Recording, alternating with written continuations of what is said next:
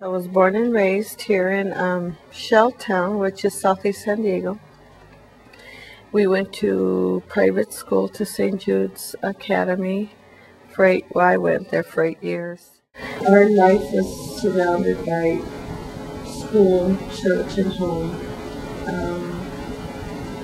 Very traditional. We have very beautiful traditions that we share, and some very impressive. My attraction to girls happened around puberty, which is a normal age for us to know what our orientation, whether we understand it or not. That was mine, and it was different. I was very not secretive. We didn't talk about it. We didn't talk about a lot of things. My mother's very persistent and pushy, and you're gonna tell me, me vas a decir la verdad y me lo vas a decir ahora. So over the phone, it was safer. So I told her, yes, I am. And so this is where my journey began of activism. They threatened to take my son away. And at that moment, se me salieron las uñas. It's like, oh, that's my baby. That's my boy. You're not going to take him away. So I started to do research in the community. What are my rights as a lesbian mother? Are there lesbian mothers? So I started doing research, found out that legally they couldn't take him away based on my orientation. That strength, I don't know where it came from fear, that I started to look for other women like me who had children. And then we formed a group called Moms and Me.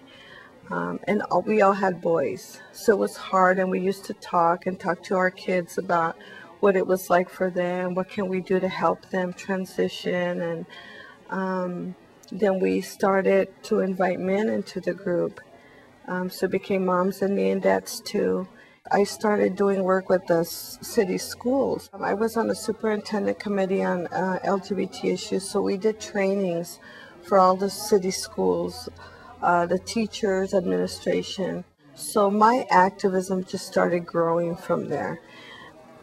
And not only am I a lesbian, I'm a woman, but I'm also Latina. I have to deal with more issues than just my orientation. I have to deal with the fact that I'm brown skinned, and I'm going to go into places where they're going to discriminate against me because of my brown skin, or because of my accent, or because I'm female. So I had to learn how to embrace all of who I am as a Latina woman, lesbian mother. And how do you do that? It was hard. My greatest accomplishment, I think, is bringing awareness in the LGBT community that we do have families and that children matter.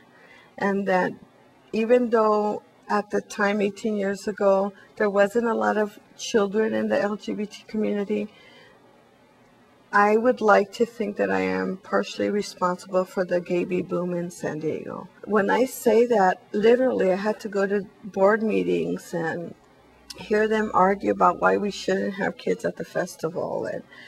And I used to go home crying, but I didn't stop. And now when I see it, it's like, wow. The Children's Garden has been around for 16 or 17 years now.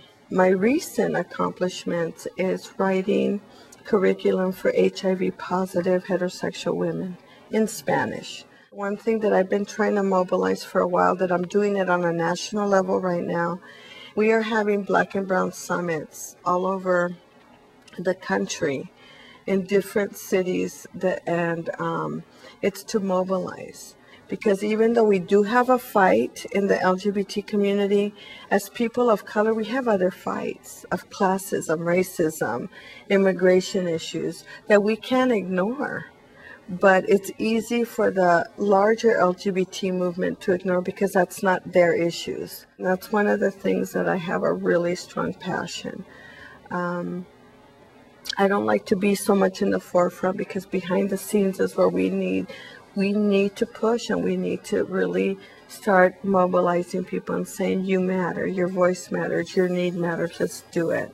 So that's one of the things I'm working on at the moment.